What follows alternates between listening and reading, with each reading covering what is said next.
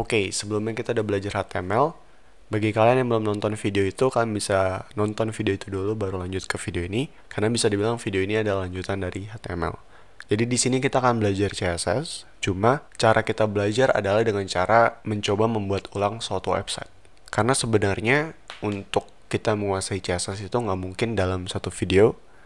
Jadi gue akan kasih tahu aja gambarannya gimana cara kalian ngehubungin HTML dan CSS, dan juga kira-kira ada properti apa aja sih di CSS, dan kita akan pakai beberapa hari ini. Langsung aja, kita akan bikin tampilan Google, search engine Google. Nanti kita punya logo, terus ada kolom pencarian, ada 2 tombol, dan sisanya nggak usah kita buat dulu. Jadi kita fokus di sini. Nah, nanti kalian akan belajar gimana cara ubah font, gimana cara ubah ukuran font, gimana cara ngubah style dari input yang default, gimana cara ubah style dari tombol, dan juga layout, gimana cara nge-layout. Di sini kita bikin dulu file baru. Jadi gue kasih nama belajar_css.html. Sebelum kita bisa mulai untuk bikin file CSS, pertama kita harus punya HTML dulu. Kita bikin struktur dasarnya. Di sini title kita ganti jadi belajar CSS. Pertama kalau kita lihat, kita di sini butuh H1 ya untuk logonya. Tulis di sini H1, enter.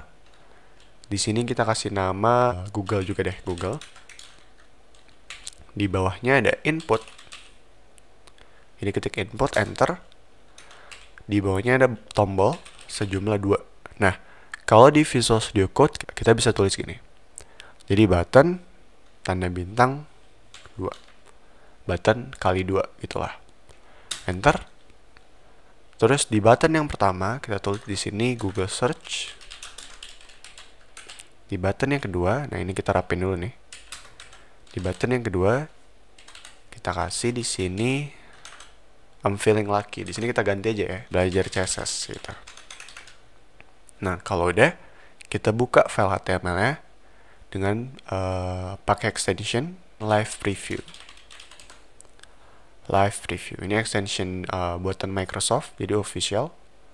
Kalian bisa klik terus install.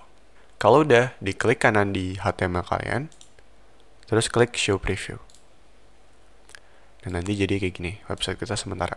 Sekarang kita udah mulai nambahin CSS-nya nih. Jadi pertama kita bikin dulu file CSS-nya. Klik, kasih nama misalnya belajar_css.css. Oke. Kalau kita ngelakuin suatu perubahan, itu nggak akan langsung berubah, karena kita harus ngehubungin antara HTML dan CSS-nya dulu. Caranya simple banget. Jadi kalian buka lagi file HTML-nya, terus ketik link. Href-nya di sini itu nama dari file CSS kalian. Jadi gue tulis sini belajar CSS.css.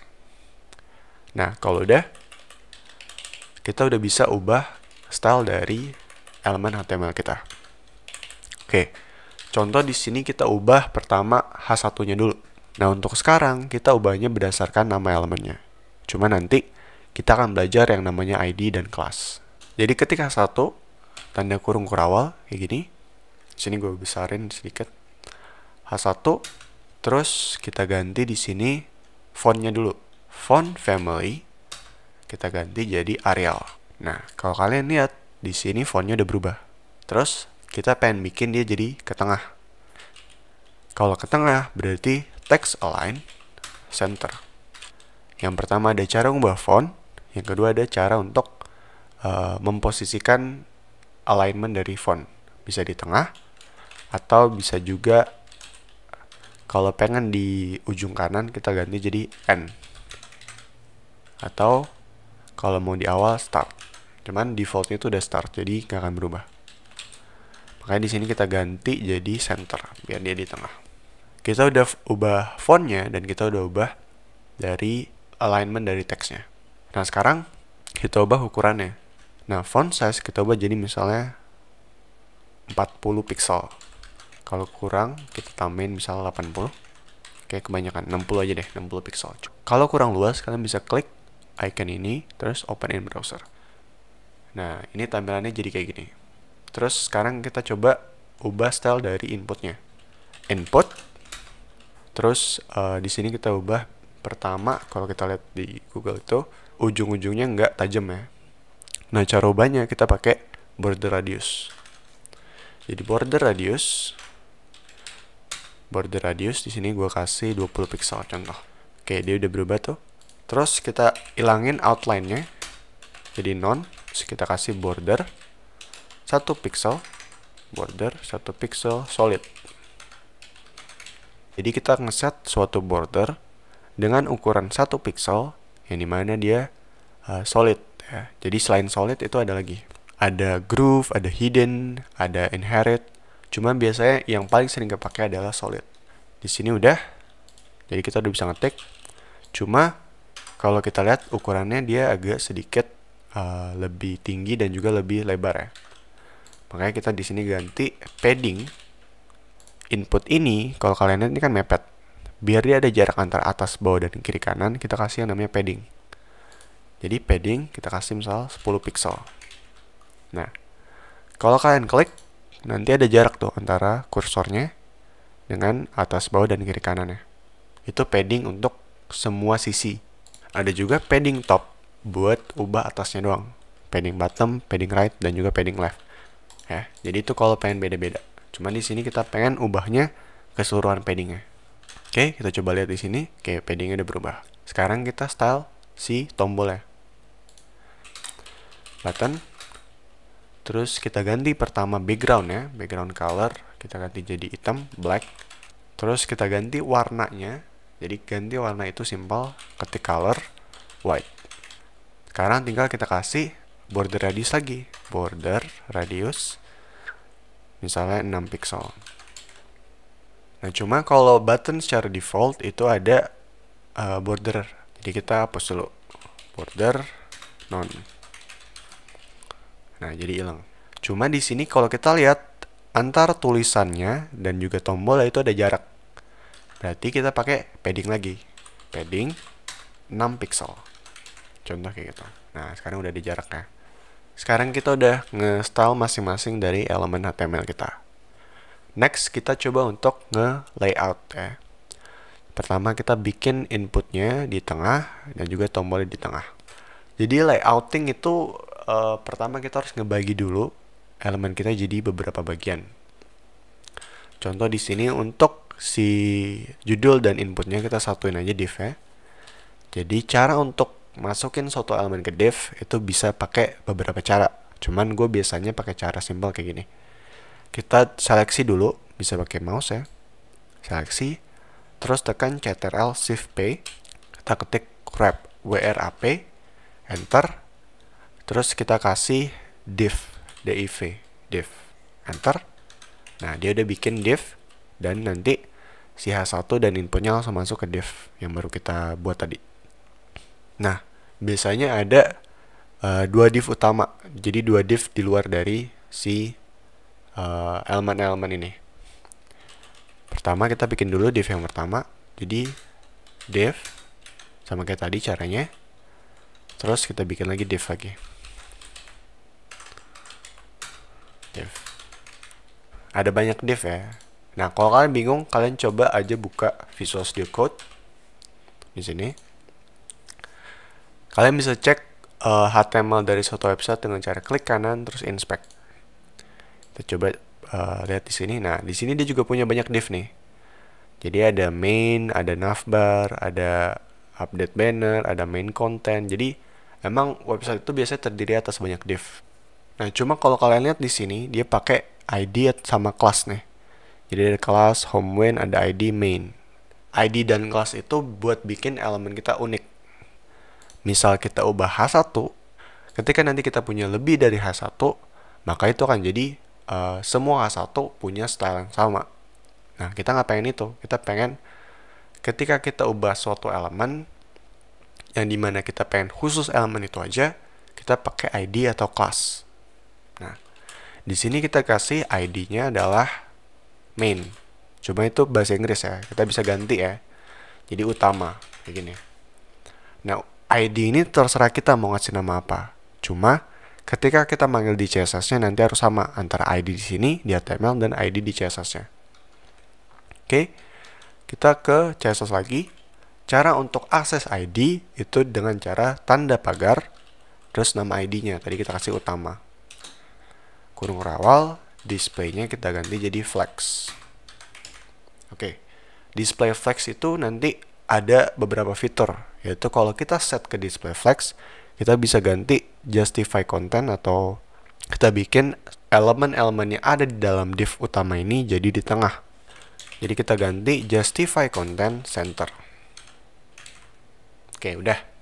Nah, sekarang kalau di sini belum kelihatan ya. Kalau kita buka di sini, terus di refresh, dia nanti akan jadi di tengah. Sekarang tinggal kita bikin si input dan juga si buttonnya ini terpisah, jadi nggak satu baris kayak gini. Caranya kita ke HTML-nya, terus di bagian button, jadi ini kita close dulu biar lebih luas. Di bagian buttonnya, ini udah langsung ke bawah karena ukuran dari website-nya kita kecilin. Nah, kalau di layar gede, nanti dia akan di samping. Cara ngatasinnya adalah kita kasih div baru di button ini. Jadi kita kasih div. Dan nanti langsung ke bawah. Karena dia anggapnya div itu suatu elemen yang ada di baris baru. Itu defaultnya. Nah udah, kita punya halaman kayak gini. Cuma ini masih belum mirip ke halaman Google ya. Pertama kita ubah dulu lebar dari si inputnya. Jadi di input kita kasih width di sini 80 VW. Kenapa kita nggak pakai pixel? VW adalah kepanjangan dari viewport width. Jadi kasarnya kita ngeset lebar si inputnya jadi 80% dari ukuran layar device kita. Ini 80%-nya segini. Cuman kayak masih kebanyakan ya. Kita kasih 60 aja deh. Nah, dia kan segini. Masih kurang ya. 40 lah ya, pas lah ya. Cuma kalau dibuka di HP itu nanti jadi kecil banget nih. Karena 40% dari layar HP itu cuma segini. Nanti kita belajar media query untuk responsif. Cuma sekarang kita fokus di sini dulu. Next, di sini kita kasih jarak antara si tombol ini sama si input. Caranya di button kita kasih margin top. Jadi kita kasih jarak antara dia dengan elemen yang ada di atasnya atau di top. Kasih misalnya 20 pixel. Nah, udah ada jaraknya. Tinggal kita ketengahin. Gimana? Nah, cara nengahinnya adalah kita ambil dulu div yang nampung si button. Kita kasih kelas group tombol, contoh gitu. Group tombol di CSS-nya di sini beda dengan ID. Kalau ID kan tanda pagar. Kalau kelas itu titik. Jadi group tombol, display kita ganti jadi flex, justify content center. Oke. Nah, dia udah di tengah, cuma jarak antara buttonnya masih terlalu dempet. Kita kasih gap. Gapnya 10 pixel contoh. Nah, dia udah jadi lebih renggang. Oke, ini udah lumayan mirip ya. Sekarang tinggal ketika dibuka di HP, jadi kita coba di sini. Dengan kira-kira ukuran HP segini ya. Nah, di sini inputnya jadi mengecil karena ini adalah kalau kita lihat di input 40 viewport width. Jadi ini adalah 40% dari ukuran layar. Caranya kita pakai media query. Jadi sekalian kalian kenalan sama media query biar nanti kalian bisa bikin website kalian responsif. Ketika dibuka di HP tampilannya beda dan ketika dibuka di PC tampilannya beda. Biar nggak berantakan. Jadi media tanda kurung buka kurung tutup, max width-nya kita set ke di sini 576 pixel. Nah, maksudnya apa? Ketika kita di atas dari 576 pixel width-nya, ini batas maksimumnya, maka nanti apa yang kita set di sini udah diabaikan. Nah, berarti di bagian inputnya di sini kita set width-nya beda. Jadi width kita set misalnya 80 deh. 80 viewport width. Nah, di sini ukurannya udah luas nih. Cuma kalau dibuka di komputer, tampilannya jadi tetap 40. Kalau kita coba klik kanan terus inspect di sini dan kita coba ubah ukurannya dan kalian lihat di bagian width-nya di sini selama dia masih di atas 576 maka viewport width-nya adalah yang kita set di sini 40. Ketika kita menyentuh 500 pixel, nah di sini 500 pixel dia jadi set, ya kan? Jadi 80 viewport width. Jadi ukurannya jadi 80% dari layarnya.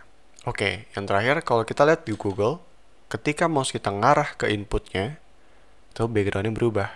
Dan kalau mouse kita ngarah ke tombolnya, itu juga sedikit ada border yang muncul ya. Nah, caranya gimana? Di bagian CSS-nya, di sini di bawah grup tombol, ketika mouse kita ngarah ke input, kita pengen lakuin sesuatu. Caranya simple. Jadi input titik 2 ada hover. Ketika input kita di hover, jadi mouse ngarah itu namanya hover. Ketika hover, maka kita ubah backgroundnya. Jadi background color kita kasih jadi gray. Udah. Ketika mouse kita masuk ke si inputnya, maka backgroundnya berubah. Cuma ini terlalu gelap, jadi kalau di VS Code kita bisa arahin mouse kita ke warna, terus kita atur secara manual. Oke, nah kayak gitu. Next, ketika tombol kita nanti di hover, kita pengen kasih border. Jadi button titik 2 hover,